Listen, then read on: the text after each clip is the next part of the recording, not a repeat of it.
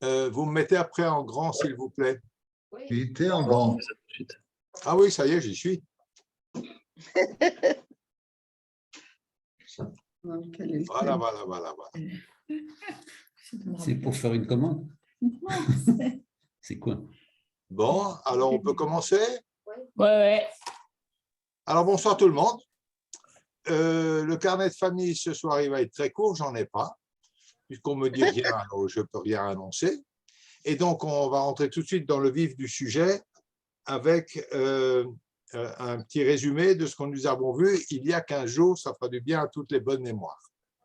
Alors, on a parlé de la vie quotidienne chez les Juifs du Maghreb.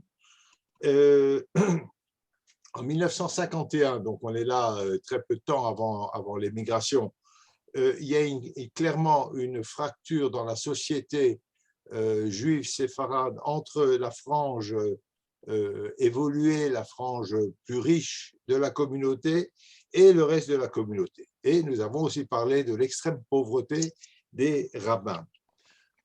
Sans aucun mépris, ne me prenez pas de travers, je parlerai des petits rabbins, c'est-à-dire les rabbins de petites communautés, des melamèdes, des enseignants, des gens qui n'ont pas l'étoffe de très très grands rabbinim du Maroc notamment, dont je vous parlerai, je vous dirai quelques mots tout à l'heure. Il y a une élite de l'argent qui s'est constituée notamment par le commerce international à partir des ports de l'Atlantique, et cette élite provoque un bouleversement à l'intérieur des communautés juives du littoral. Donc on parle là de Essaouira, de Casa, voilà. Et ces communautés sont déstructurées, déstabilisées par une fracture entre une élite riche, fortunée, et une masse très, très pauvre. Et ce bouleversement est flagrant dans toutes ces communautés où il y a une petite frange qui sort de la misère quotidienne. Le premier signe de la réussite sociale, c'est d'essayer de s'extraire du Mellah. Alors, on essaie de quitter le Mellah, soit en allant habiter dans le quartier juif de la ville, ou encore mieux, si c'est possible, dans le quartier européen. Il y a quelques familles qui sont des dynasties, littéralement, qui se transmettent le flambeau de la direction des communautés de génération en génération et qui sont un petit peu dictatoriales. Je vous ai cité quelques familles comme ça. La famille Kataoni au Caire, qui va diriger la communauté pendant 6 générations jusqu'en 1946. Ensuite, ce sera M. Salvatore B. Sicurel, qui est le propriétaire des grands magasins du Caire. En Libye, il y a deux familles, les familles Nahoum et Hadjadj, qui, elles aussi, dominent la communauté. En Irak, dans la ville de Hanekin, il y a aussi une famille comme ça, mais qui utilise carrément la brutalité pour imposer son autorité. Enfin, ce sont des cas marginaux. Globalement, les communautés sont dirigées par les gens les plus fortunés. C'est assez classique, on le retrouve partout et dans toutes les communautés du monde, de façon tout à fait convenable. Voilà, alors c'est notable quand même pour assurer leur autorité et leur pérennité, alors qu'eux-mêmes sont plutôt orientés vers le modernisme et les nouveautés, sont vent debout contre tout changement des structures d'enseignement et d'encadrement des communautés. Et donc, ils sont opposés à tout mouvement moderniste, ce qui les amènera à être vent debout contre deux tendances. Premièrement, l'Alliance israélite universelle, évidemment, avec ses gros sabots et son éducation de la petite population, ces gens vont changer beaucoup de choses. Et le deuxième mouvement auquel ils vont s'opposer, c'est le sionisme. Parce que le sionisme est en train de donner des coups de boutoir dans les structures communautaires, et donc ça n'arrange pas l'affaire de nos notables. Ça va très loin parfois, cette opposition des notables. En 1880, à Safi, les notables vont jusqu'à s'opposer au consul de France qui s'appelle M. Allard, qui cherche à défendre la communauté juive et de la hisser un petit peu si possible. Et Allard se plaint auprès du grand rabbin de France, Tzadok Khan, du comportement de ces notables qui menacent les juifs qui n'obéissent pas, d'une part de ne pas les enterrer, et de leur interdire l'accès à la synagogue. Ça va donc très très loin parfois, ce genre de bagarre. Alors, l'Alliance israélite aura un rôle clé pour la formation d'une élite qui s'emparera petit à petit du pouvoir et qui formera l'ensemble des dirigeants futurs des communautés juives du Maroc. Tanger, pour sa part, Tanger, c'est une ville qui a une histoire un petit peu particulière parce qu'elle est au bord de la Méditerranée, elle est très en contact avec l'Espagne, l'Europe au-delà. Tanger aura une jeunesse qui va notamment introduire les journaux juifs européens et ces journaux s'emploient à dénoncer les violences faites contre les juifs dans les pays d'islam. Donc la jeunesse juive de Tanger qui prend un petit peu les choses en main. Nous avions vu qu'aux première moitié du 19e, les juifs pratiquaient essentiellement un petit commerce, le colportage, également, ce sont des artisans. Le long du littoral, dans les grandes communautés qui se développent par le commerce, ces petits métiers, petit à petit, vont disparaître. Et il y a quelqu'un qui n'a pas fermé son micro, là. Il y a quelqu'un qui doit fermer son micro, s'il vous plaît.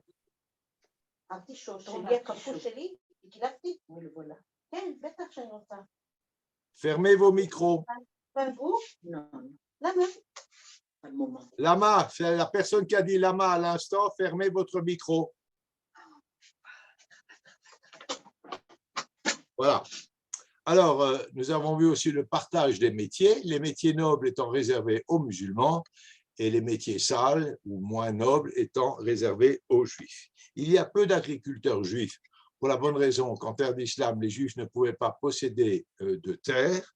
Ce qui est intéressant, par contre, à comparer, c'est qu'en dehors de la possession de terre, les interdits professionnels pour les juifs en terre d'islam sont beaucoup moins sévères que les interdictions professionnelles pour les juifs en terre chrétienne. En terre chrétienne, on peut pratiquement rien faire que le colportage et l'argent. Alors qu'en terre d'islam, tout est ouvert, plus ou moins difficile d'accès, on est d'accord, mais tout est permis, excepté la possession de terre. Voilà.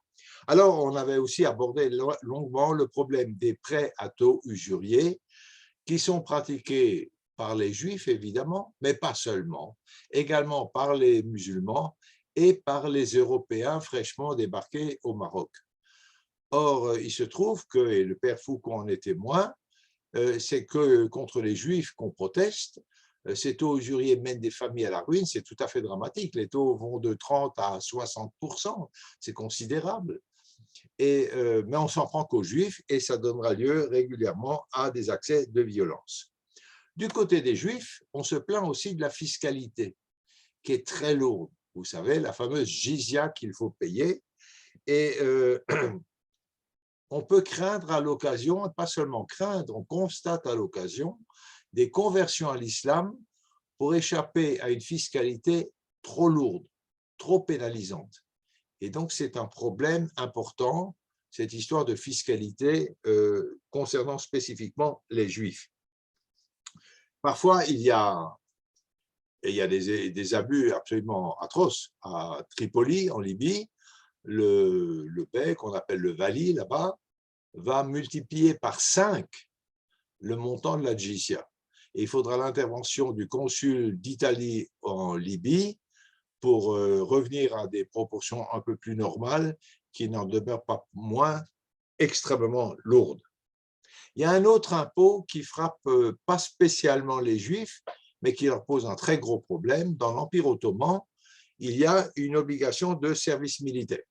Sauf qu'on peut racheter cette obligation en payant ce qu'on appelle l'askeriye, qui est un impôt très lourd qui permet de racheter ce temps qu'on devrait passer à l'armée. Évidemment, les Juifs pauvres n'ont pas accès à cette possibilité et évidemment, ils ne seront pas très contents d'être obligés de partir à l'armée, surtout que l'armée turque pour un Juif, ça n'est pas vraiment une sinécure. Voilà. Alors, la pyramide sociale dans ces terres d'islam, elle a une curieuse forme, elle a une énorme base, immense, de pauvres et de très, très pauvres, et une toute petite pointe qui émerge de familles riches, d'une élite. Sauf que ce qui est curieux, c'est que dans l'histoire, on n'a retenu que l'histoire de l'élite. Et toute l'histoire, notamment au Maroc, des Juifs pauvres, qui sont la grande majorité, on va parler de 90-92% de la population, sera effacée de la mémoire. Et je vous avais notamment cité M. Jack Lang, qui, lors de l'inauguration d'une exposition sur le judaïsme en terre d'islam, n'a retenu qu'un paradis extraordinaire où les Juifs se portaient très bien. C'est totalement faux, c'est totalement inexact. Ça correspond à un courant politique contemporain en Europe, mais je ne m'étendrai pas là-dessus, ce n'est pas intéressant. Ce qui est quand même curieux, c'est que ça a très bien passé, que ce fameux paradis du Maroc. Or, c'est faux, c'est totalement faux, ça concerne une petite frange. Mais les pauvres ont été passés en perte et profit, oubliés de l'histoire, oubliés de la mémoire, oubliés du récit. Aujourd'hui, ça commence à ressortir tout doucement, mais difficilement. Bien, en 1896, par exemple, on dénombre à Fès 3000 mendiants. C'est beaucoup, c'est beaucoup. 3000 mendiants sur une population juive globale de l'ordre de 14 000 juifs à peu près. Alors, certains pays vont sortir de cette misère et arriver à un essor économique. Ce sera le cas de l'Égypte, de l'Irak, de la Libye, où la communauté juive s'extirpe tout doucement, dès la fin du 19e, début du 20e, de cette terrible misère et monte un petit peu dans l'échelle sociale. Ce n'est absolument pas le cas du Maroc, qui verra un développement de l'économie générale de la communauté à partir des années 1950 seulement, c'est-à-dire très peu de temps avant l'exode général de toute la communauté. Et notamment, on va sortir de cette misère grâce à l'enseignement de l'Alliance et de l'ORT, Organisation Reconstruction Travail, qui apprend aux artisans de nouveaux artisanats, comme l'électricité ou la mécanique. Donc, ils rentrent dans un monde un peu plus moderne et vont réussir à sortir de cette terrible misère. Voilà, ça c'est pour notre résumé. Et puis maintenant, on va continuer. Je vous avais écrit dans l'intitulé du cours « Crise de foi ». Alors, vous allez voir pourquoi crise de foi. On n'arrivera peut-être pas à tout finir ce soir, mais on va commencer. Alors, qu'est-ce que ça veut dire cette histoire-là? En fait, les communautés juives d'Orient ont une pratique religieuse extrêmement assidue et qui est vue avec plus ou moins de mépris par les Européens, notamment par l'encadrement de l'Alliance israélienne. Alors, je vais vous faire une première partie. Là, ne bondissez pas sur vos chaises parce qu'on va redresser un petit peu la barre dans une deuxième partie de l'exposé. Alors voilà, un petit peu ce que nous racontent les rapports de l'Alliance israélite. L'étude du Talmud est ralentie, nous sommes là au 19e, deuxième moitié du 19e siècle. L'étude du Talmud est ralentie au profit de la lecture du Zohar. Or, vous n'êtes pas sans savoir que la lecture du Zohar est extrêmement difficile, n'est accessible qu'à des gens de très haut niveau et que ce n'est pas un bouquin qu'on lit comme ça, comme un roman policier. Donc, on abandonne un petit peu la yeshiva, le Talmud, pour aller lire le Zohar. Voilà. Et du coup, il y a un peu moins d'étudiants dans les yeshivot. Et les rapports de l'Alliance israélite parlent de sentiments. Écoutez, les termes, ils sont assez durs quand même. Sentiments religieux dégradés en croyances superstitieuses. Mais vous aurez d'autres échantillons très colorés tout à l'heure. En 1909, en Libye, on a l'habitude d'une lecture très assidue du Zohar, accompagnée de nombreux jours de jeûne. Alors bon, on peut se poser la question si c'est vraiment l'essentiel du judaïsme de jeûner et de lire le Zohar, mais voilà ce qui se pratique en Libye.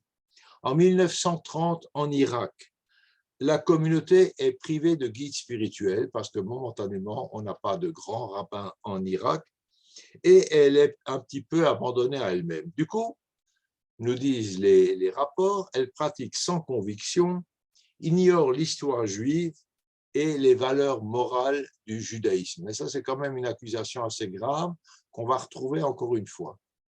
Ignorer les valeurs morales du judaïsme, c'est-à-dire les rapports entre les gens, ne sont pas à l'image de la foi qui est développée.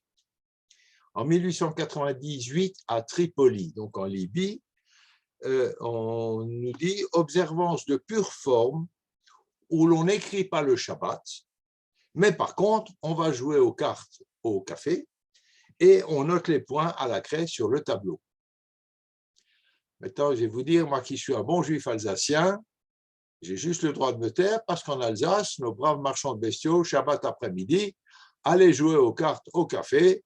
Ils notaient peut-être pas les points, mais ils payaient bien leur café. Mais ils ne travaillaient pas, c'était Shabbat. Voilà. Donc, un judaïsme là qui est chaleureux, qui est sympathique, que pas d'une rigueur absolue. Et je ne sais pas si c'est vraiment, vraiment très grave, mais ça existait partout. Donc, on joue aux cartes, et puis on discute, et parfois on se dispute à l'office. Eh bien, ma foi, c'est des choses qui arrivent.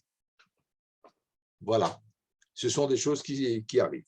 Alors, tous ces témoins d'Occident, il s'agit donc essentiellement des maîtres de l'Alliance israélite, décrivent une religion sans âme et sans réflexion morale, réduite à un rituel, la lettre sans l'esprit. Alors, c'est quelque chose qu'on connaît, qui existe.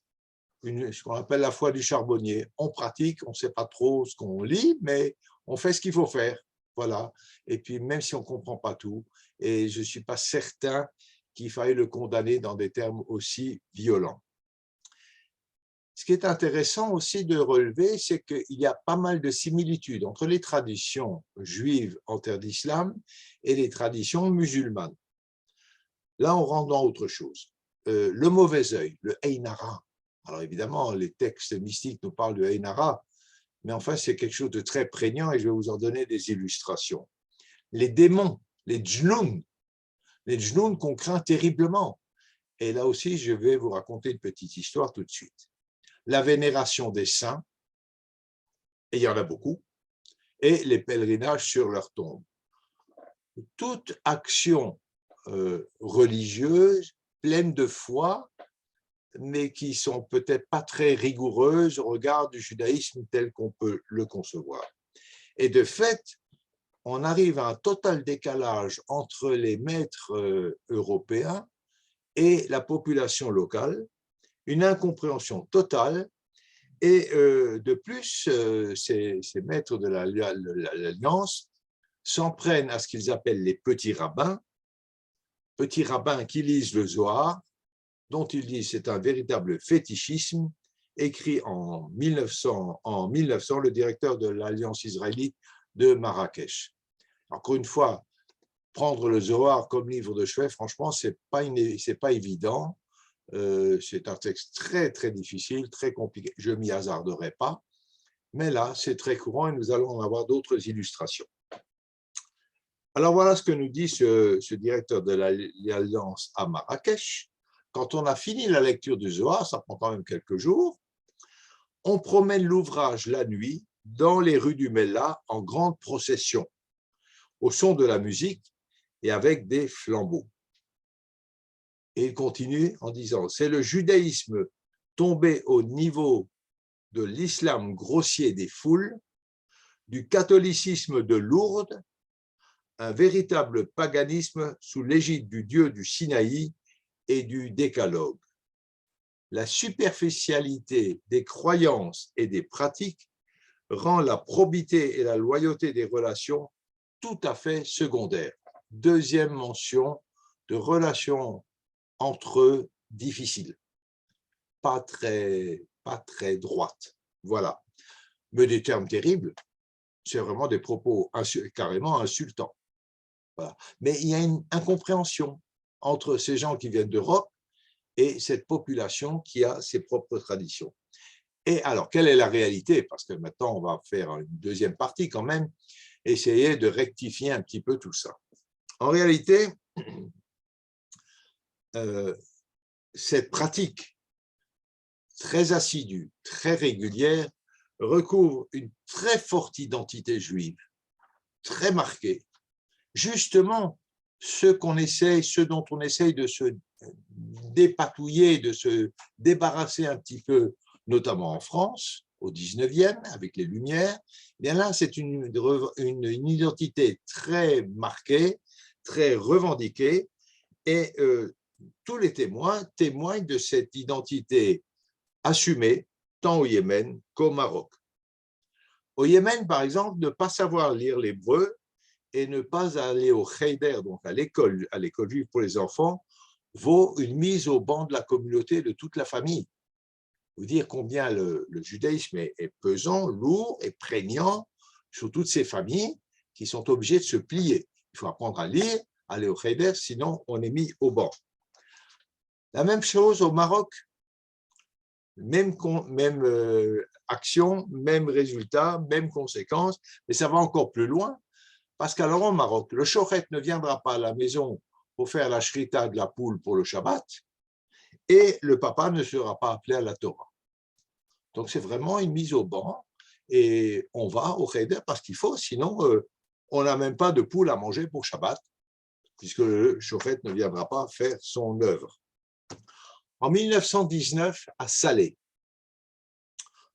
ça c'est plus grave, on refuse l'inhumation dans le cimetière juif à une institutrice juive marocaine, donc c'est pas quelqu'un qui vient de métropole, parce qu'elle aurait souvent profané le Shabbat. Donc vous voyez, la communauté va contrôler la vie des gens chez eux.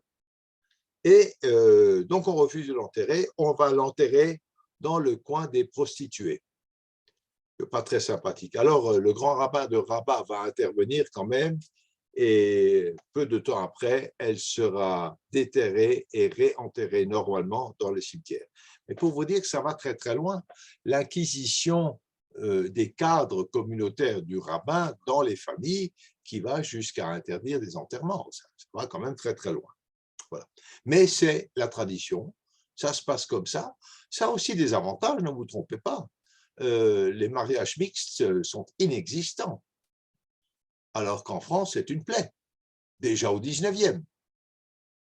C'est d'ailleurs souvent un moyen de s'élever dans l'échelle sociale, où on va se convertir au christianisme pour pouvoir être enseignant à la faculté, comme ce sera le cas en Allemagne notamment, ou même au 19e déjà Heinrich Heine qui va se convertir, mais plein d'autres, plein d'autres. Voilà, donc il y a une protection aussi de la communauté avec ce système. Voilà, alors le quotidien des gens est clairement structuré par le judaïsme, et un directeur d'école écrit en 1928, avec les dates, elles sautent, parce qu'en fait, les choses ne changent pas beaucoup sur un siècle et demi. Après, tout à coup, il y aura un basculement. C'est là que je parle de crise de foi. Alors, un directeur écrit en 1928, ils sont imprégnés de judaïsme comme une épaisse atmosphère autour d'eux.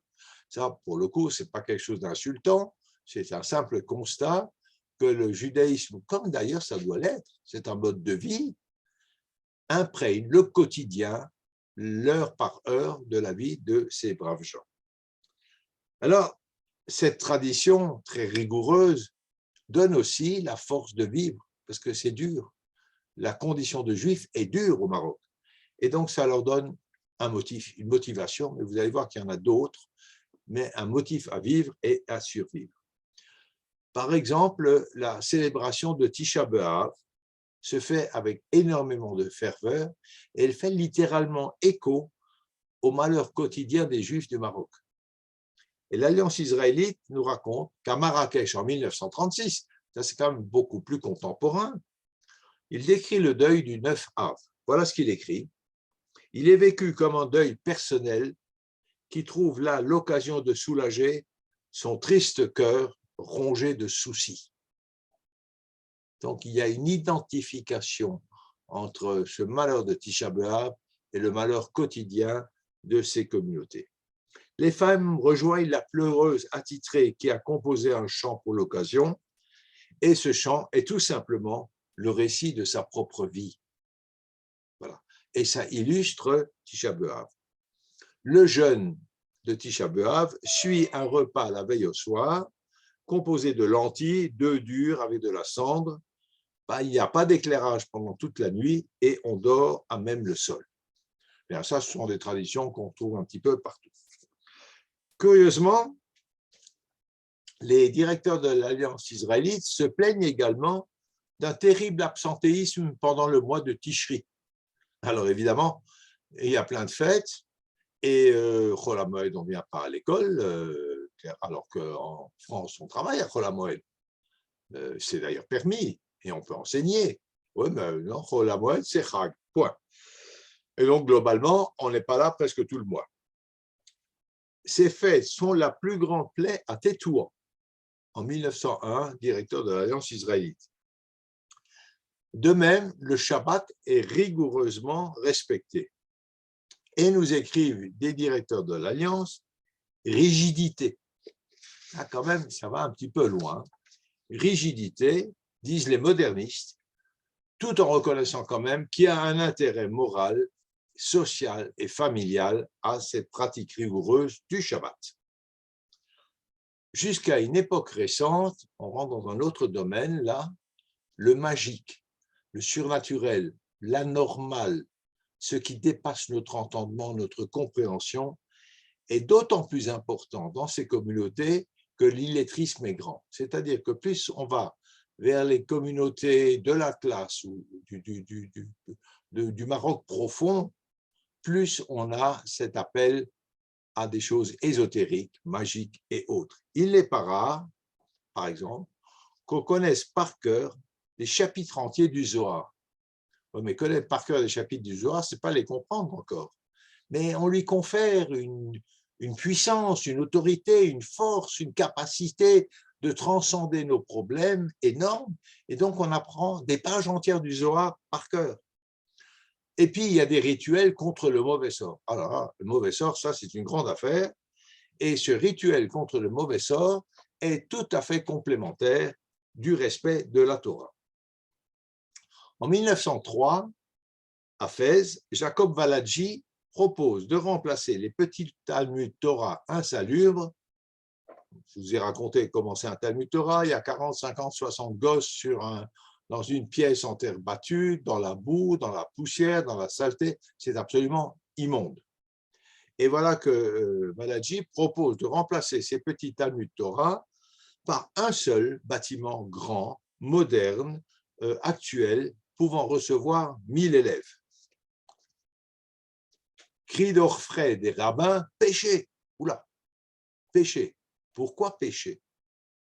Il vaut mieux, voilà ce qu'ils disent, il vaut mieux des petits Talmud Torah de 50 enfants, modestes, où le mauvais œil, le Ein Hara, n'a pas d'effet, alors qu'il s'attaquerait assurément à une grande structure et attirerait des malheurs sur notre communauté.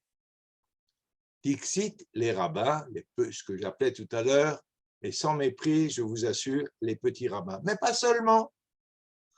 Rabbi Vidal Serfati, qui est une sommité rabbinique de Fès, partage complètement ce point de vue. Et ce Talmud Torah moderne ne verra pas le jour. On continuera les anciennes traditions. Nous sommes là donc en 1903, ce n'est pas au Moyen-Âge. L'école moderne, cette école de l'Alliance israélite, heurte les croyances. Ça agresse les enfants, ça agresse les parents, et les enfants sont dans une situation difficile. Ils sont partagés entre l'apprentissage d'un côté et leur piété filiale, le respect des parents, le respect de ce que les parents disent. Et tout un monde familier pour l'enfant est en train de s'effondrer. Crise de foi, nous verrons la suite. Tout un équilibre, toute une tradition sont en train de s'effondrer sous les coups de boutoir du modernisme qui apporte des bonnes choses et aussi des moins bonnes choses, comme dans tout ce qui peut se passer. En tout cas, cette tradition est ébranlée. Et les maîtres aussi se sentent très impuissants et on a une relation très intéressante de Madame Farache, qui est institutrice à l'Alliance à Casablanca en 1932. Elle fait son cours et elle explique les excès qui sont commis par le fanatisme et par les croyances en la sorcellerie et les superstitions. Bon, ça rentre vraiment dans le cadre de l'enseignement de l'Alliance israélite. Et puis, il y a une élève toute timide qui se lève et puis qui lui répond « Mais madame, c'est péché de dire le contraire, de croire le contraire. Papa, maman, tout bon juif, c'est que la nuit est prospère à leurs ébats. » Et toutes les élèves de cette classe, nous raconte Madame Farache, étaient très heureuses que l'une d'entre elles ait osé contredire la professeure et dire leurs croyances profondes. Donc voilà des enfants qui sont déchirés, qui sont partagés entre des choses très intéressantes qu'on leur enseigne et une tradition familiale. Beaucoup d'événements de la vie quotidienne sont soumis aux superstitions et à des pratiques de toutes sortes, notamment la grossesse et les naissances. Ce sont des moments tout à fait privilégiés pour les superstitions. Mais à culpa, ne vous trompez pas, par exemple en Alsace et en Pologne également, il y avait jusqu'à la fin du 18e, même au début du 19e, des pratiques superstitieuses. Par exemple, on accrochait un couteau au-dessus du lit de la parturiente en train d'accoucher qui défendait le bébé contre aussi une espèce de Einara ou bien le Satan qui pourrait prendre l'âme de ce petit bébé qui va naître. Il y avait des superstitions de ce type-là également. Superstition aussi en cas de maladie. On va pèleriner à la synagogue, par exemple au Caire, on se rend à la synagogue où a reposé le corps de Rambam en 1204 et pour appeler son intercession contre la maladie. Les Juifs de Kirkouk en Irak, par exemple, ne vont jamais voir le médecin. On pèlerine sur la tombe de Nabi Daniel. Ça se passe en 1912. En Irak, Mademoiselle Aboulafia nous raconte comment on soigne un enfant qui a contracté la typhoïde. Typhoïde, c'est quand même quelque chose d'extrêmement grave. Alors, on lui met une robe rouge, on lui fait faire le tour des 7 synagogues de la ville, à Bagdad, jusqu'à ce que l'enfant soit tout rouge. Évidemment, il a de la fièvre. Puis, on le fait passer sous 7 voûtes. On frotte le corps avec de l'eau et du sable recueillis dans 7 coins de la maison. Et puis, s'il y a échec, eh bien, on recommence, jusqu'à ce que le gosse guérisse ou pas, évidemment. Alors, ne vous trompez pas, des amulettes, des superstitions de ce type ont existé aussi dans le monde ashkénaze. Et je ne vais pas vous raconter cette histoire ce soir, mais il y a eu une formidable guerre entre Rabbi Eibeshütz, qui était un grand personnage à la fin du 18e, début du 19e, et Rav Yaakov Emden sur les amulettes que rédigeait Rav Eibeshütz, qui a écrit plusieurs bouquins. C'est un grand personnage, mais il y a eu énormément de polémiques jusqu'à aujourd'hui encore sur qui avait tort ou raison. Il y a eu des procès, etc., dans des débats tédinim et des conciles de rabbins. Eibeshütz écrivait, faisait un commerce d'amulettes. Et là, nous sommes au fin 18e, début 19e, en Allemagne, notamment, et en Alsace aussi à Metz, et en Allemagne à Altona, etc. Mais c'est une longue histoire que je vous raconterai quand on parlera de l'Allemagne. Donc, qui m'a dit qu'on parlera des Juifs alsaciens, voilà, on va parler de Metz. Ce n'est pas l'Alsace, c'est la Moselle, mais ce n'est pas grave. Alors, en face de ça, il y a quand même une médecine moderne. Il y a des sciences, il y a des médicaments. Et tout ce modernisme a également ses adeptes. Et par exemple, pour Moïse Lévy de Marrakech, en 1902, c'est le même moment où on va balader une gosse avec la typhoïde dans les synagogues. Donc, pour Moïse Lévy, les effets des médicaments feront reculer les pratiques magiciennes et autres jeteurs de sorts. Pourtant, jusqu'en 1948, au Yémen, également dans l'Atlas marocain, donc les régions plus reculées, la médecine traditionnelle sera nettement plus puissante et plus intervenante que la médecine moderne. Alors, ces croyances anciennes ont commencé à reculer depuis pas mal de temps déjà, mais très doucement, et notamment grâce à l'enseignement, donc à partir de 1860 en gros, avec l'enseignement séculier, donc l'enseignement profane, avec l'hygiène, très important, mais par contre de façon inégale dans le pays. Le long de la côte atlantique, c'est clair qu'on rentre dans ce système. Dans l'Atlas, on vient de le voir, ce ne sera pas le cas. Alors, je vous parlais de petits rabbins. Au passage, je voudrais quand même vous dire que vous n'avez pas beaucoup entendu parler des grandes sommités rabbiniques du Maroc, mais il y en a eu en Algérie, il y en a eu en Libye, il y en a eu en Tunisie, il y en a eu énormément.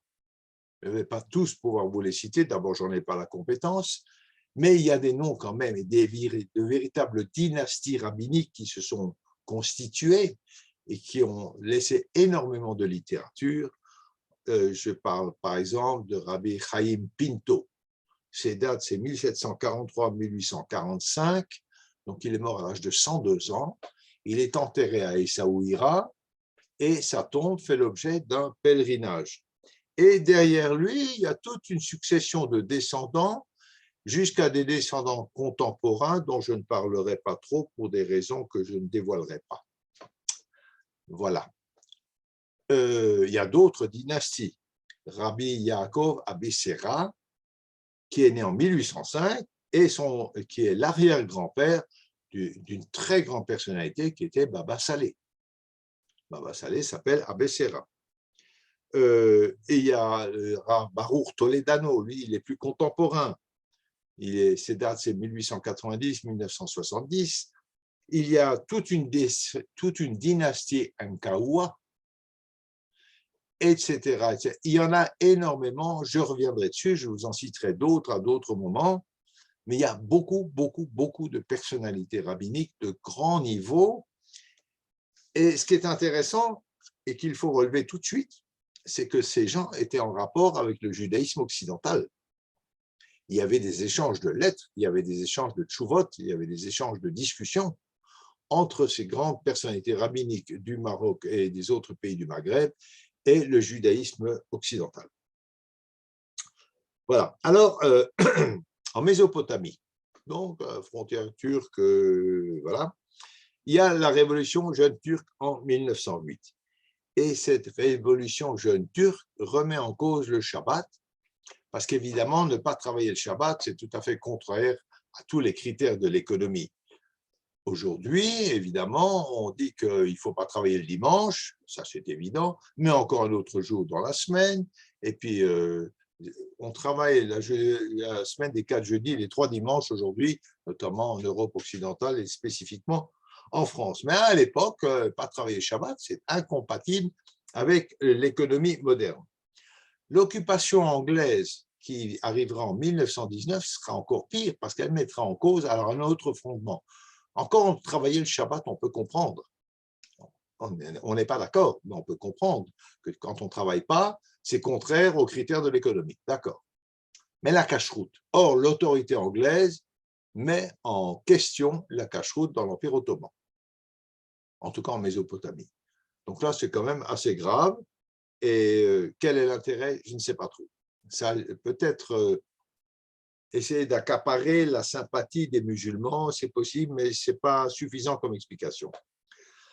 Pour autant, la majorité des Juifs d'Irak vont rester strictement fidèles aux traditions et aux principes religieux, et ceci jusqu'à l'exode final. Mais pour autant, ça c'est la majorité. Bien avant 1914 déjà, le grand rabbin de Bagdad fustige ceux qui travaillent le Shabbat et ne mangent pas kasher. Donc, indépendamment de ce que demandent les jeunes Turcs ou les Anglais, il y a des Juifs irakiens qui donnent des petits coups de canif dans la tradition, bien avant qu'on le leur impose de l'extérieur. Pourquoi?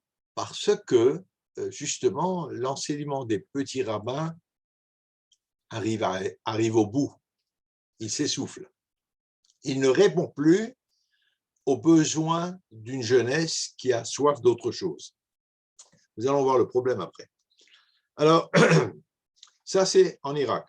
Au Yémen, à partir du moment où beaucoup de Juifs vont quitter l'intérieur du Yémen et vont se concentrer à Aden, qui est sous occupation anglaise, mais qui est aussi le point de départ pour partir ensuite en Eretz Israël, l'arrivée à Aden amènera un début d'assouplissement dans la pratique des traditions religieuses des Juifs yéménites. Excusez-moi un instant.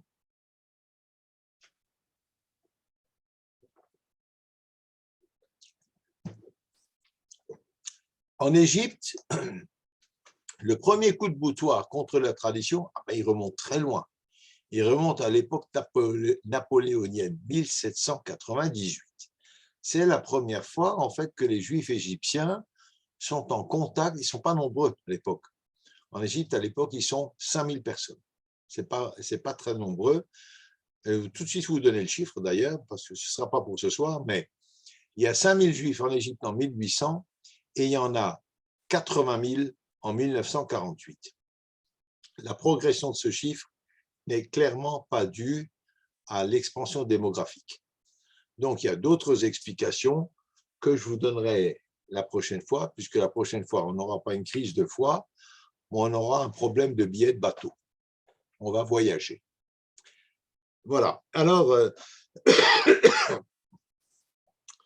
en Égypte, l'arrivée de Napoléon et donc des idées un peu plus modernes qui arrivent avec lui, et assez rapidement après l'arrivée de Juifs ashkénazes qui fuient les pogroms d'Europe de l'Est. Et ça, c'est un phénomène qui est assez important parce que l'arrivée de Juifs ashkénazes dans le monde musulman, ce n'est pas massif, ce n'est pas des milliers et des milliers de personnes, mais ce sont des petits groupes.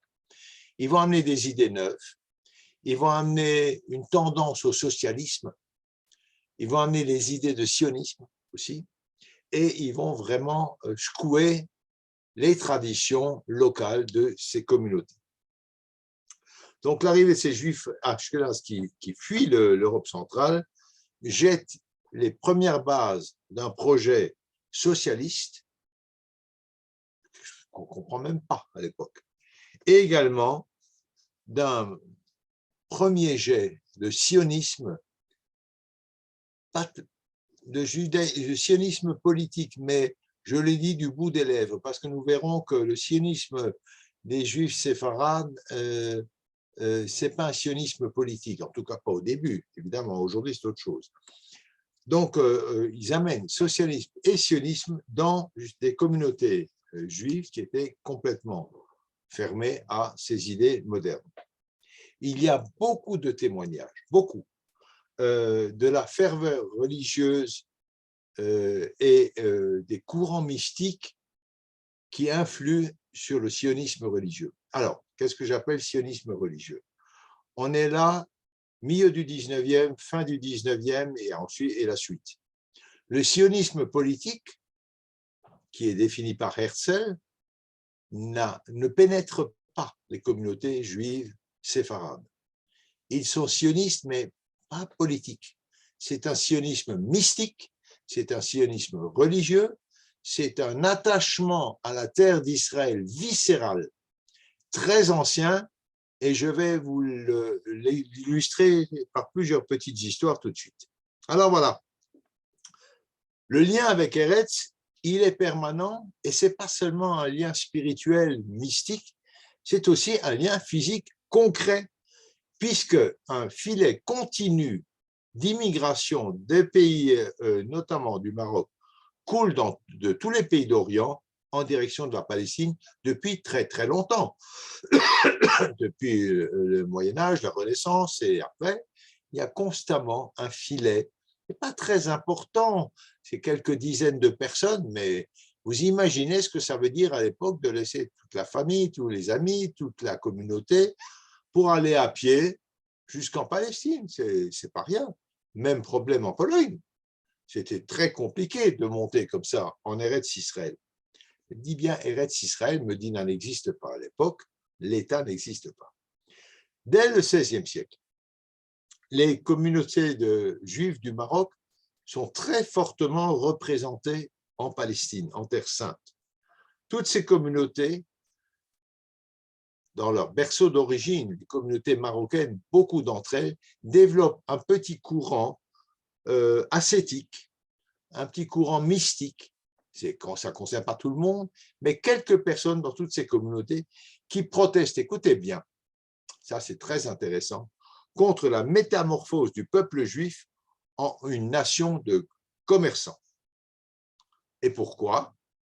Parce que l'ouverture économique, là nous sommes au 19e, l'enrichissement de certains juifs les font s'éloigner de la communauté. Donc très vite, on perçoit, ce sont les petites gens qui perçoivent ça très intelligemment, d'une façon très perspicace, ce développement économique est dangereux pour la communauté juive. Je vais vous raconter une petite histoire. Donc on peut sourire aussi, ce n'est pas interdit. Il y avait en Alsace, une fois dans un village, une famille extrêmement pauvre. Et le papa est très pauvre. Tous les matins, tous les soirs, il venait au Beth Knesset, il priait, il était sérieux et tout. Et puis voilà, pendant des années. Et puis il a commencé à faire un petit peu des affaires et ça allait un petit peu mieux. Alors parfois, il avait un rendez-vous, il n'avait pas le temps. Alors bon, il a sauté l'office du soir. Puis il s'est bien développé. Puis un beau jour, il ne vient plus que le Shabbat. Toute la semaine, ah non, il dit au rabbin, écoute, je n'ai pas le temps, moi je me mets de filer dans la maison, ça me prend 10 minutes, toi tu me demandes 3/4 d'heure à la choule, je n'ai pas le temps, j'ai du travail, etc. Et puis il se développe, il devient un homme vraiment puissant et riche. Et puis finalement, on ne le voit plus qu'à Rosh Hashanah Kippour. Et alors le rabbin vient le voir et lui dit, mais dis-moi, Yosef, qu'est-ce qui t'arrive?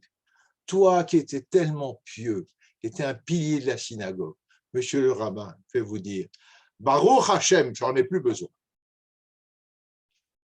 Voilà. C'est un peu ce que craignent les populations pauvres et qui disent cet enrichissement de la communauté est dangereux pour notre communauté. Ça n'est pas faux. Ce n'est pas tout à fait juste non plus. La richesse est une épreuve, le Talmud nous le dit. Mais enfin, il y a une sagesse populaire là-dedans qu'il faut relever. Voilà. Alors, cette ferveur mystique, ce lien existentiel avec Eretz Israël induit de nombreux pèlerinages sur les tombes des saints. Et toute cette ferveur également locale, si vous voulez. Alors, on va pèleriner sur la tombe du prophète Ézéchiel en Irak, sur celle du prophète Ezra, qui guérit les malades et qui a commis beaucoup de miracles, évidemment. Miracles qui sont colportés tant par les Juifs que par les musulmans, c'est intéressant à noter. Et ces saints intercesseurs ont des pouvoirs surnaturels, ce que l'Alliance israélite appelle les ténèbres de l'ignorance.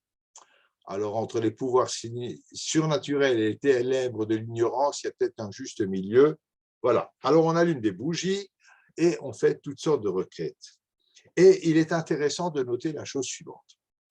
Au Maghreb, le culte des saints est souvent partagé par les musulmans et on a même des chiffres. Au Maroc, alors déjà, il y a un premier chiffre très intéressant. On dénombre environ 600 saints. 2 fois 300, 600. Ça, c'est difficile à prononcer.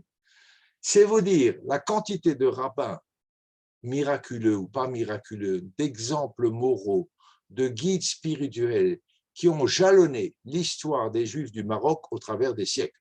Ceci depuis très loin jusqu'à l'époque contemporaine. Donc, c'est là que nous allons retrouver, je vous ai parlé tout à l'heure, le pèlerinage à Essaouira, mais il y en a plein d'autres comme ça. On va retrouver les traces de ces très grandes personnalités rabbiniques dont les tombes feront l'objet d'un culte et d'un pèlerinage régulier. Donc, sur les 600 tombes de saints vénérées par les Juifs du Maroc, 90 sont vénérées par les deux populations, juive et musulmane. Et ça va même plus loin que ça, parce que les Juifs eux-mêmes vénèrent 17 saints musulmans. Donc là, il y a véritablement une osmose, un mélange entre les deux communautés, ne serait-ce qu'au travers du respect des saints. Ce culte des saints s'amplifie au Maroc au fur et à mesure, encore une fois, qu'on s'éloigne des zones d'influence des Megorachim, donc des zones côtières et du nord également, du nord du Maroc, les Megorachim étant les Juifs d'Espagne. Parfois aussi, malheureusement, ce culte des saints donne lieu à un commerce pas très digne, pas très sympathique. Mais enfin bon, c'est comme ça arrive. Voilà. Alors, tous les témoignages de la deuxième moitié du 19e siècle parlent d'un seul terme, fanatisme religieux. Je ne sais pas si c'est vraiment ce qu'il faut dire, superstition, probablement. Il y a aussi des réactions très violentes dans les communautés à certains mauvais comportements. Par exemple, il y a d'assez nombreuses conversions à l'islam pour échapper à la misère et dont beaucoup, pas toutes, mais beaucoup sont volontaires. C'est le moyen d'échapper à la djizya. Et je vous avais soulevé le problème tout à l'heure à propos de Fès, eh bien, ça se répand un peu dans tout le Maroc et ça pose un vrai problème. Pour autant, notamment, c'est assez sensible dans une ville qui est pourtant portuaire, il s'agit d'Essaouira, de Mogador, où autour de l'année 1909-1910, il y a tout à coup une vague comme ça de conversion à l'islam. On n'en connaît pas l'exacte amplitude, mais c'est suffisamment important pour alerter les rabbins, pour alerter les autorités. En Perse, de l'autre côté, beaucoup de juifs vont se convertir à la religion Baha'i, là aussi pour échapper à leurs conditions de juifs. C'est peut-être pas forcément ce qu'ils ont fait le plus intelligent, parce que les Baha'i vont être beaucoup plus poursuivis encore que les Juifs en Iran. Alors, la foi Baha'i naît en 1877. C'est un bonhomme, Shaoub Illa, qui lance une jolie histoire d'universalité de l'homme, que toute l'humanité est une seule, etc. Bon, voilà, c'est un petit mouvement. Vous savez qu'ils ont un très beau temple à Haïfa. Quand même noter au passage qu'ils ont considérablement essaimé dans le monde. Vous avez même un temple Baha'i à Strasbourg. Je le dis pour les Strasbourgeois qui sont à l'écoute. Voilà. Donc, ils ont pas mal essaimé et ils ont pas mal d'adhérents. Voilà. Donc, alors en Perse, ce que j'ai oublié de vous dire, c'est que l'essentiel de ces conversions à la foi Baha'i va se dérouler à Ramadan. Alors Ramadan, c'est intéressant parce que c'est là que va naître la foi Baha'i d'un côté, mais c'est aussi, je crois, le lieu de sépulture de Mordechai et Esther. Alors, est-ce qu'il y a un rapport de cause à effet? Je ne sais pas, voilà. En 1893, alors voilà un événement qui a lui certainement marqué les esprits à l'époque. Je n'ai pas trouvé le nom du personnage, mais le petit-fils du grand rabbin de Marrakech. Je n'ai pas trouvé son nom. 1893, si quelqu'un le connaît, ça m'intéresse beaucoup. Donc, son petit-fils se convertit à l'islam. On n'est pas sûr si c'est une conversion volontaire ou non. Par contre, ce qu'on sait, c'est qu'il y a une règle de droit pour la conversion à l'islam qui exige qu'après la prononciation de la fameuse phrase qui vous permet de devenir musulman, il y a 3 jours de réflexion et on peut revenir sur sa décision sans conséquence.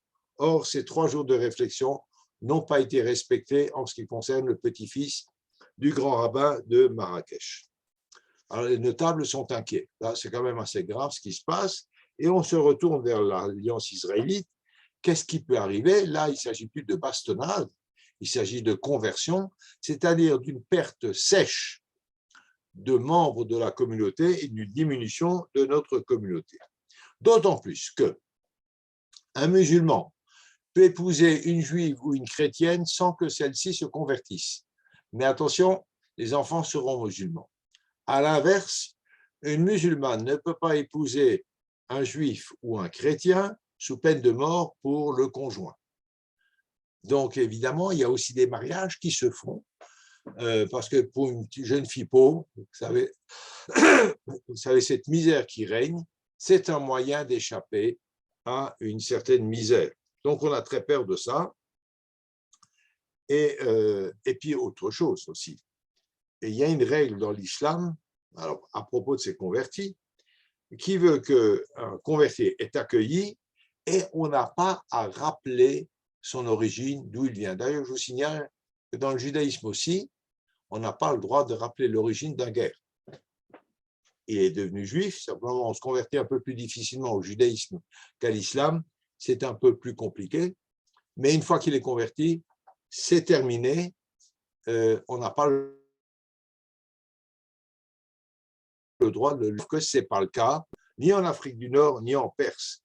Ça va aller même très loin, puisque les Almohades, par exemple, vont appliquer le principe espagnol de limpieza de sangre, de la pureté du sang, qui a été introduit par l'Inquisition après 1492 en Espagne, même déjà avant d'ailleurs, au milieu du XIVe siècle, du XVe siècle, pardon. Ils vont introduire ce principe de pureté du sang, c'est-à-dire qu'un chrétien dont les parents ou les grands-parents sont juifs, ben, son sang n'est pas pur et donc il ne peut pas avoir accès à un certain nombre de fonctions. Ce serait exactement la même chose du temps des Almohades dans le monde musulman, où les nouveaux musulmans étaient obligés de porter des vêtements spécifiques. Il aurait interdit de s'allier, donc de faire des mariages avec de vieilles familles musulmanes. Et alors, ce qui est intéressant, c'est que ces lois de pureté du sang sont pratiquées au Maroc et en Perse, qui sont les deux pays musulmans qui auront le plus procédé à des conversions forcées. Alors, ce n'est pas logique. D'un côté, on oblige les gens à se convertir, d'un autre côté, on n'admet pas tout à fait leur conversion. Voilà. Alors, la communauté juive se cabre. Elle réagit parce que c'est grave, surtout que très souvent, ces nouveaux convertis, pour prouver leur sincérité, etc., deviennent évidemment des adversaires irréductibles des Juifs. Ceci d'autant plus en Perse spécifiquement que d'après la loi perse, le nouveau converti hérite seul de tout l'héritage des parents. Donc il y a évidemment des bagarres avec les frères et sœurs qui sont restés juifs, vous imaginez bien, et le nouveau musulman aura de toute façon gain de cause, donc c'est source d'énormément de problèmes familiaux et de disputes dans les fratries. Ce problème des conversions, forcées ou pas, va quand même durer jusqu'en 1952, de façon importante, de façon assez significative dans les chiffres. C'est quand même très, très tard. Et en 1952, le Congrès juif mondial demandera l'annulation de toutes les conversions des jeunes juifs âgés de moins de 20 ans. Alors, ce qui est intéressant, c'est qu'il y avait déjà un firman antérieur d'une trentaine d'années qui disait que les jeunes de moins de 20 ans convertis à l'islam pouvaient retourner au judaïsme, mais ce firman n'a jamais été appliqué. Par contre, là, le Congrès juif mondial, il a mis vraiment les pieds dans le plat. Ça a été une grosse discussion, mais ça a été acquis. Les jeunes de moins de 20 ans convertis à l'islam peuvent retourner au judaïsme. Voilà. Je vous ai dit tout à l'heure que le lien à Eretz Israël est puissant.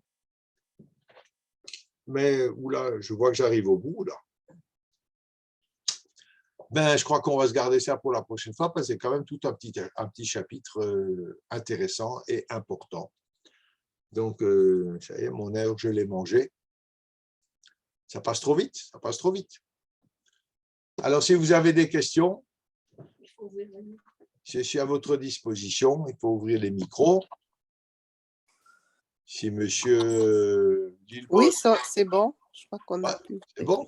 Eh bien, voilà. Alors, si vous avez Pour des nous aussi, questions... ça passe très vite. Pour nous aussi, ça passe très vite. C'est passionnant. Ah ben, c'est gentil, c'est gentil. Merci beaucoup. Mais ce que je ne comprends pas, c'est que vous dites que les musulmans, quand les juifs convertis à l'islam, moins de 20 ans, ils pouvaient retourner. Les Arabes, les musulmans de leur famille, parce qu'ils sont apostats à ce moment-là. Chez eux, ça les lie pour toute la vie. Oui, oui, mais il y a eu des pressions politiques. Attention, on est là en 1952, M. Boublil. Ah, oui. On est en 1952. Et voilà, et là, il y a des pressions politiques, il y a des problèmes d'argent. Donc, ce ne sont pas les imams qui décident, là, c'est le roi, c'est le sultan. Et il accepte le retour au judaïsme des gosses de moins de 20 ans. Il y avait des rapts, n'oubliez pas, il y avait des rapts d'enfants, il y avait des vols de jeunes filles. Alors, soit on les vendait, c'était plus le cas au milieu du XXe siècle, mais on les convertissait de force ou on les mariait de force, etc. Donc, pour pallier, pour empêcher ces mauvaises actions, il y a eu un accord du sultan comme quoi les enfants de moins de 20 ans pouvaient revenir au judaïsme. Et évidemment, s'il y avait un mariage qui avait été forcé, on leur permettait de retourner chez les parents, etc. Beaucoup de problèmes ont été solutionnés grâce à cette intervention du Congrès juif mondial. Mais sur le principe, vous avez raison.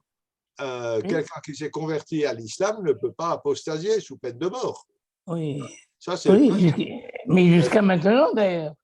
Ah, oui, Moi, j'ai lu des articles où des convertis, même les musulmans qui se convertissaient au christianisme, ils ne le reconnaissaient pas. Pour eux, il est resté musulman toute la vie. Absolument, tout à fait, tout à fait. Mais vous savez que l'apostasie chez les chrétiens, c'était la même chose. Hein. Et chez nous aussi, on reste juifs quand même. Non, mais du point Oui, de mais on ne vue. condamne pas les gens à mort chez nous. Hein. Ah non, non. Voilà, ça fait quand même une grande différence. Hein. Très grand.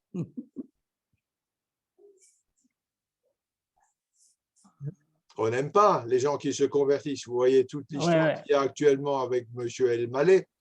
Et je ne veux pas entrer dans ce chapitre-là, mais c'est quelque chose qu'on déteste. Mais on ne va pas condamner les gens à mort. On ne connaît pas. Il est dit peut-être. Voilà. Ça fait une différence fondamentale. Oui. D'autres questions?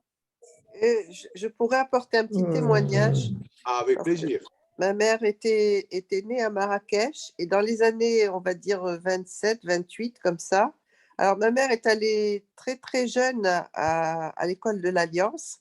Elle a raconté que sa mère l'a habillée comme une petite mariée, toute pomponnée, toute maquillée. Elle l'a portée sur son bras. Et quand elle est arrivée, l'instituteur lui a dit « Mais enfin, tu m'apportes un bébé ». Elle devait avoir un peu moins de 2 ans, autour de 2 ans. Wow. Et sa mère a dit à l'instit écoute, elle est petite, mais elle a de l'intelligence. Et alors, elle a vraiment embrassé toutes les valeurs de l'Alliance.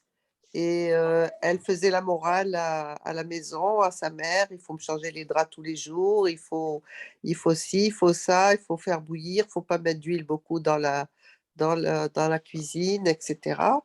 Il faut le soleil tue les microbes, etc. Tout ce qu'elle avait appris. Et puis sa mère lui disait alors, mais enfin toi, tu es né à Paris, quoi. Et alors, ce que je voulais dire, c'est qu'un jour, elle a eu un furoncle au coin d'un œil. Et sa mère lui a dit, en lui donnant une petite pièce, va voir une telle, va voir une telle. Et montre-lui. Et alors, ma mère est allée chez cette femme, lui a montré, et elle a dit que la femme a mis un tison à chauffer, et sans tellement prévenir, ça a été très très bref, elle l'a cautérisé en arrière de l'épaule. Et oui, alors, ma mère était vraiment ébahie, elle qui croyait aux valeurs de la médecine moderne, etc., parce que l'orgelé était parti. Ben, vous savez, il y a une médecine populaire il ne faut pas la rejeter entièrement. Simplement, on ne peut pas non plus lui accorder une confiance aveugle. Il y avait des gens qui avaient des talents. Mais je me souviens en Alsace, mon père connaissait un bonhomme. Ce monsieur, il était berger. Mais alors, il avait un grand talent parce que les moutons sont des animaux qui se cassent facilement des os, notamment les pattes. Et ce monsieur, il avait un véritable talent pour réduire les fractures ou pour réduire les entorses. On allait le voir, il faisait 2, 3 gestes avec sa main, il tripatouillait un petit peu la jambe et l'affaire était réglée. Il n'a jamais demandé à être payé ou quoi que ce soit. Il avait un véritable… Il y a des gens qui ont un talent. Oui, les rebooteurs. Les rebooteurs. C'est empirique. Ça peut parfois agir, et puis parfois aussi, ça peut, vous savez, aller trimballer une gosse qui a la typhoïde d'une synagogue à l'autre avec une robe rouge jusqu'à ce qu'elle soit rouge parce qu'elle est essoufflée et lui frotter du Ouais. sable, je ne pense pas que ça aide beaucoup à la guérison de la typhoïde. Ouais. Voilà, alors, Oui. il y a des limites, ça dépend. Un orgelet, ce n'est pas quelque chose qui met la vie d'un gosse en danger. Cette dame, elle avait un talent incontestable, il faut le lui reconnaître. Mais il n'y a pas grand danger pour l'enfant non plus. Non. Oui, bon, Un autre témoignage? voilà. Oui, bonsoir. Voilà, Je Oui, suis Maurice Azan. Tout à l'heure, vous avez évoqué les Anglais qui avaient fait difficulté ou interdit la cache-route. Et vous avez dit ça peut faire aussi, peut-être cet effet pour faire plaisir aux musulmans. Mais les musulmans sont concernés par le truc rituel, pour l'abandage rituel. Donc, tout ce qui vient contredire la cache-route est pour eux aussi un inconvénient. C'est ce qui se fait actuellement, puisque, voilà, vous avez compris mon idée. je comprends ce que vous voulez dire, sauf que les musulmans en Irak étaient organisés pour dans l'Empire ottoman, étaient organisés pour leur cache-route, pour leur shrita, Oui, quand même beaucoup plus simple que pour les juifs. oui. Je connais Mais- la shrita dans l'islam, parce que mon papa a été boucher, et je peux vous dire que ça n'a rien à voir avec la shrita dans le shoret de chez nous. Il n'y a pas de comparaison. Ensuite, il n'y a pas de contrôle sanitaire qui se fasse comme ça se fait dans le judaïsme. Je ne parle pas des contrôles vétérinaires de la période moderne.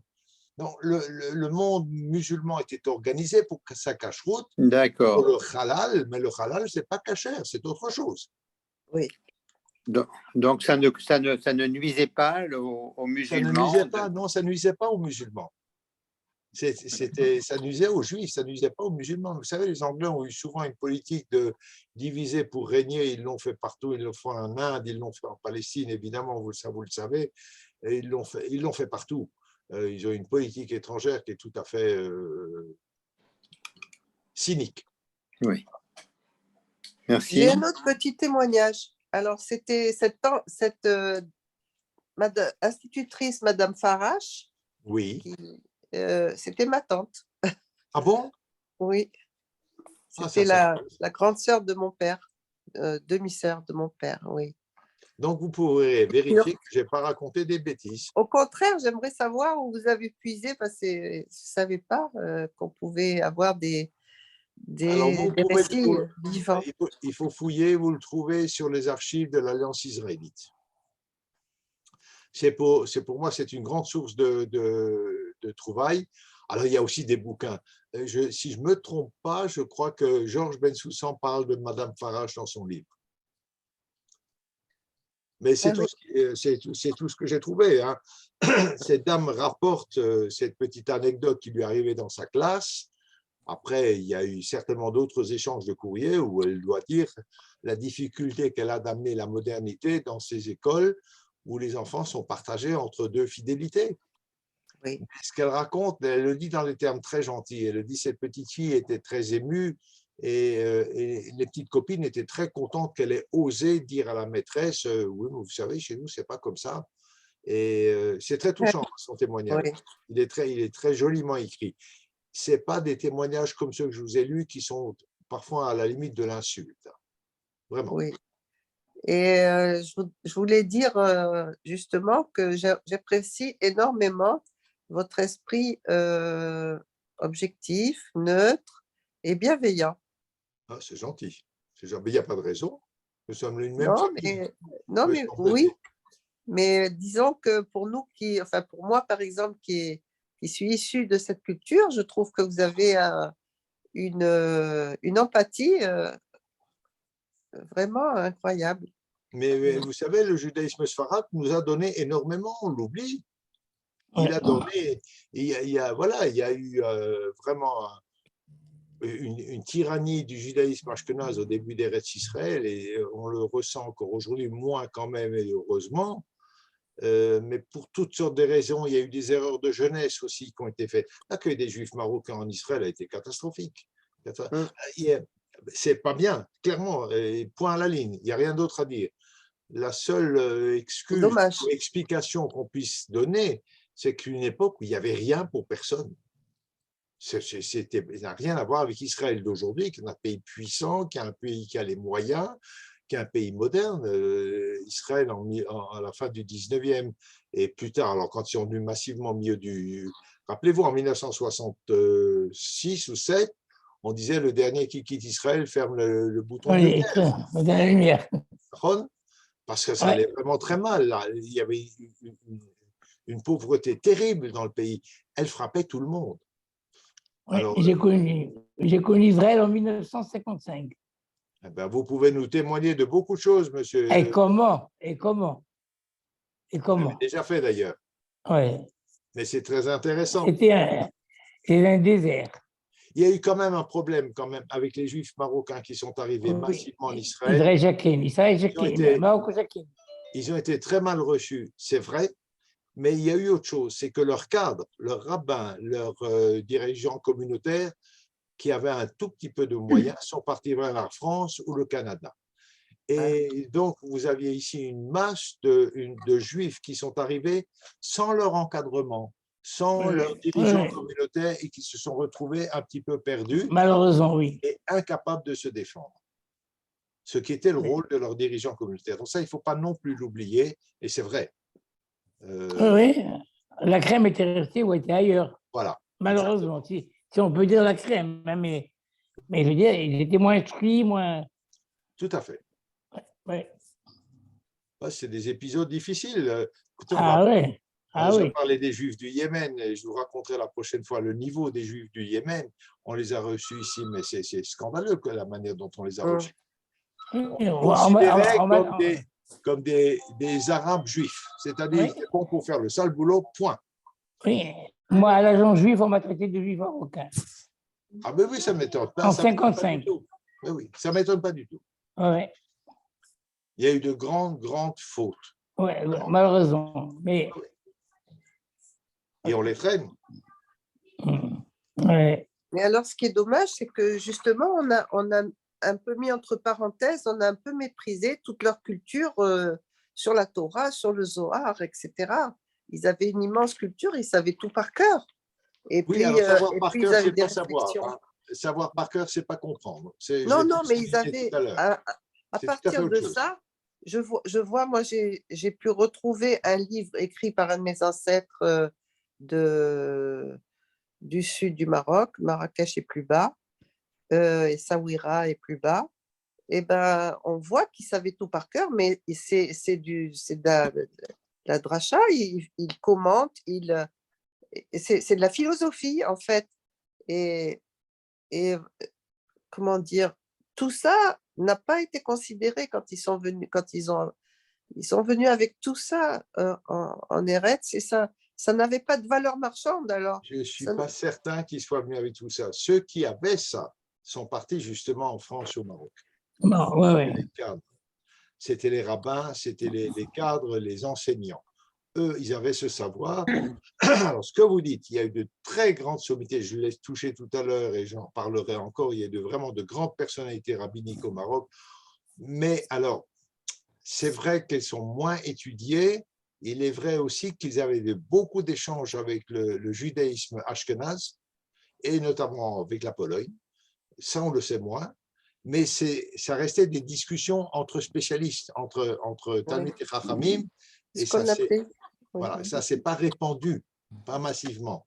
Mais on a oublié toute une frange de rabbins. On en parle quand même, mais il y a des bouquins qui sont sortis, qui ont été imprimés, etc. Puis je vais vous dire autre chose. N'oubliez pas un chiffre que j'ai donné à plusieurs reprises déjà. Il y avait environ entre 1,3 million et 1,4 million juifs séfarades. Ça comprend tous les juifs du Maghreb, du Yémen, des Balkans, d'Inde.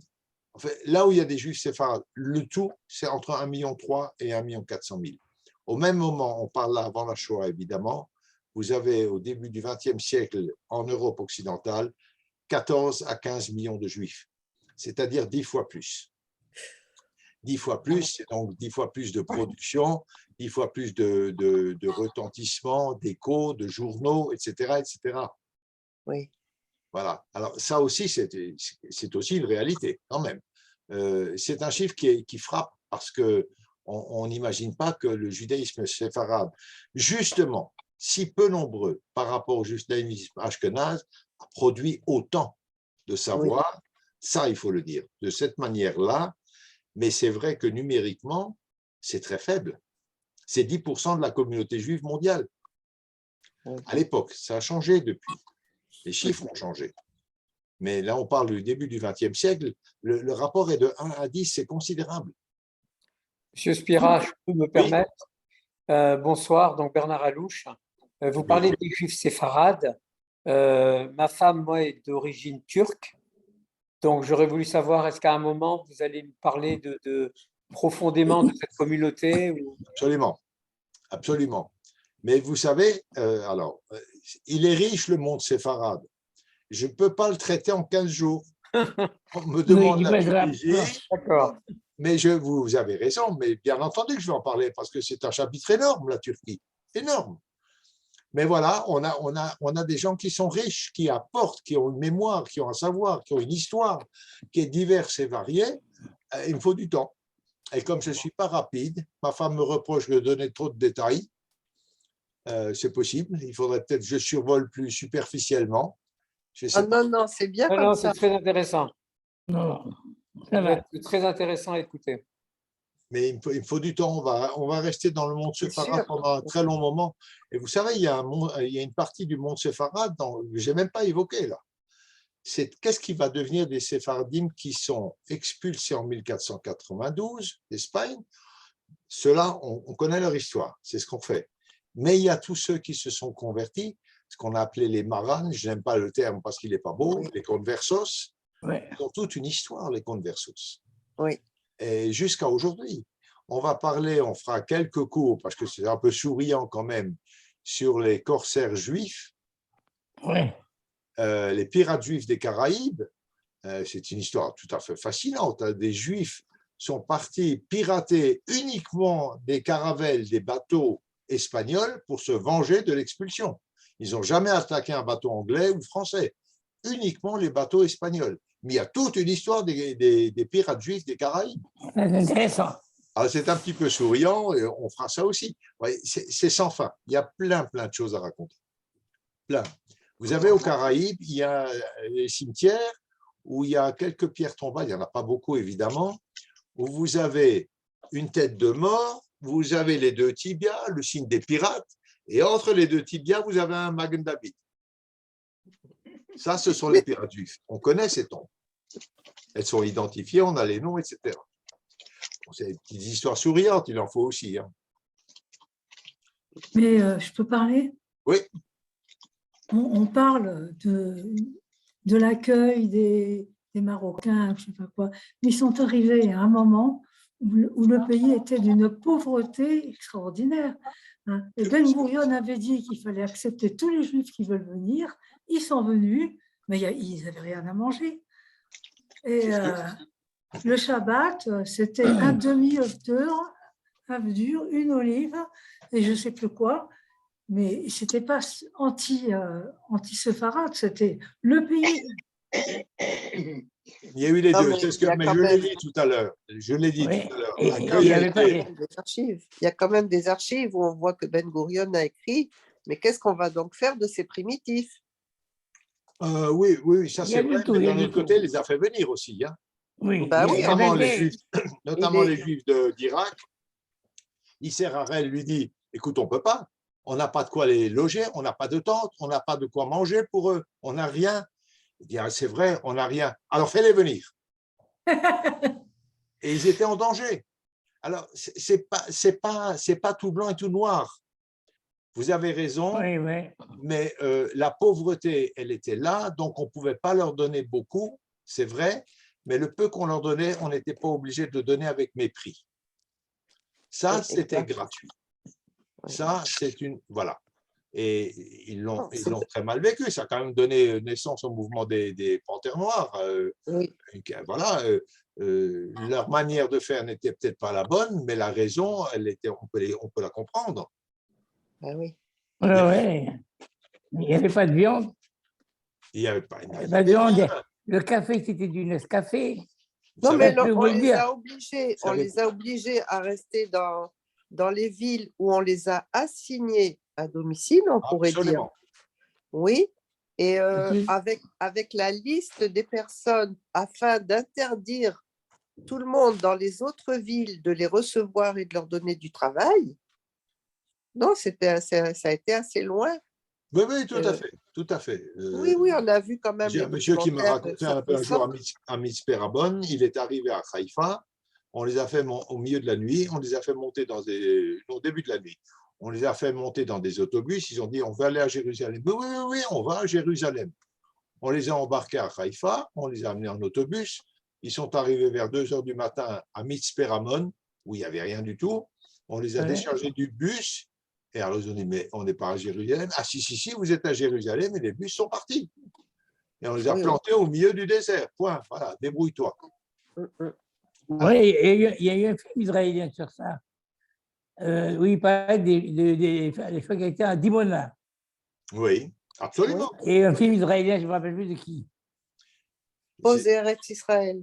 Ça, on ne Ça- s'est pas ça, bien là. comporté. Non, mais c'est comme ça, mais On ne s'est pas bien comporté. Il y a des explications, mais il y a- la pauvreté n'imposait pas le mépris. Ça, ce n'était pas nécessaire. C'était surtout les préjugés de l'époque et qui malheureusement continuent. Ouais, je ne crois pas. Hein. Et moins quand même. non, non, non, non. Quand même, non. beaucoup moins. Je vais t'apporter une photo d'un très grand ami de mon mari de Marrakech qui était un peu comme tu as décrit. Et à la fin, je vois serrer la main de Mitterrand et il fait partie de l'Organisation socialiste mondiale. Donc il y a quand même des Marocains qui qui ont fait ce qu'il fallait. Et lui, il a commencé. Absolument. Et je vais en parler. J'en ai d'ailleurs déjà parlé. J'ai dit que des Juifs ashkénazes étaient arrivés au Maroc et avaient créé les premières cellules bundistes au Maroc. Les bundistes qui étaient des sionistes, socialistes, non religieux. Et donc, ils ont commencé à des petits embryons de cellules. Mais il y avait aussi au Maroc une opposition très, très forte encore une fois, je le dis sans mépris, je vous prie de m'excuser, des petits rabbins qui voyaient leur échapper leur gagne-pain. D'ailleurs, les gens de l'Alliance israélite l'ont dit, le problème de ces rabbins qui sont peu compétents dans l'enseignement se résoudra petit à petit au fur et à mesure qu'ils partiront à la retraite, parce que les bousculer maintenant, c'est les mettre à la rue, c'est les affamer, on n'a pas le droit de le faire. C'était leur gagne-pain. Rien n'est simple dans cette histoire-là. Mais ouais. Non, parce que d'un autre côté, l'Alliance était quand même laïque, on peut dire. Il n'y avait pas d'enseignement religieux du tout. Non, Si, il y avait. il y avait un enseignement religieux, mais évidemment pas sur les mêmes schémas que l'enseignement religieux au Maroc. N'oubliez pas que les premiers maîtres qui sont venus de l'Alliance israélite sont des gens qui ont biberonné les Lumières et la Scala. Donc, ça, c'était leur idée. Là aussi, l'Alliance israélite, tout n'est pas blanc et tout n'est pas noir. Il faut quand même reconnaître, je l'ai dit déjà il y a un bon moment de ça, les gens qui ont commencé l'Alliance israélite étaient des juifs bourgeois, très bien installés à Paris, dans les allées du pouvoir, des gens qui avaient tout ce qu'il leur fallait. Ils étaient riches, ils étaient considérés, ils n'avaient aucun souci. Ils sont allés payer de leur personne, payer de leurs moyens pour aller aider des juifs qui n'ont jamais vu de leur vie. Côté de la Méditerranée, des gens qui ne les connaissent pas. Ils ont dit il faut qu'on aide nos frères juifs dans les pays d'islam. C'est déjà un formidable mérite pour ces gens.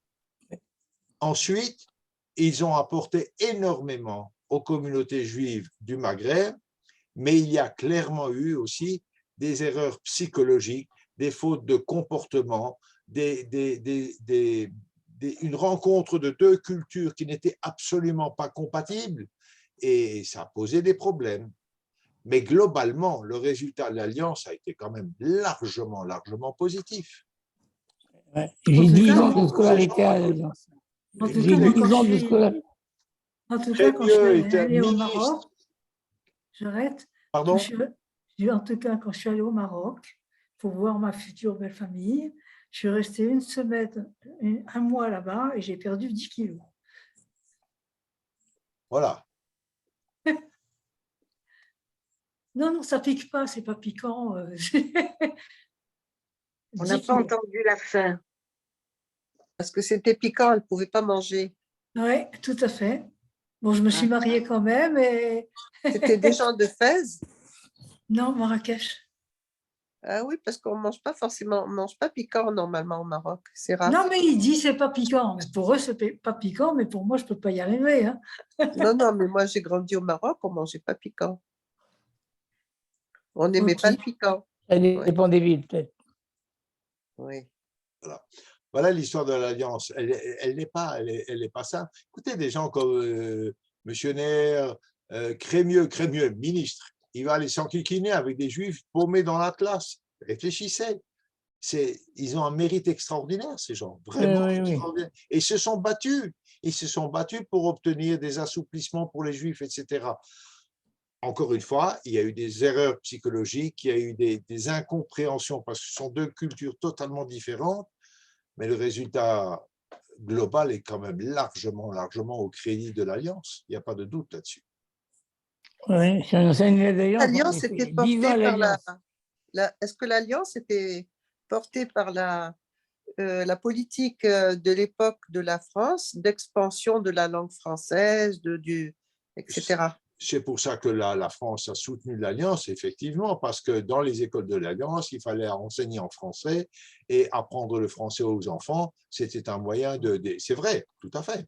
Donc, le gouvernement français a soutenu l'Alliance. L'initiative et l'essentiel des fonds sont venus de fonds privés de ces gens. Ça a commencé avec une quinzaine ou 18 personnes. Ça a commencé, l'idée de l'Alliance a commencé à se forger après l'affaire de Damas en 1840. Alors, on a travaillé là-dessus, on a réfléchi là-dessus et ça a donné naissance à l'Alliance en 1860, la première école ouvrant à Tétouan en 1862.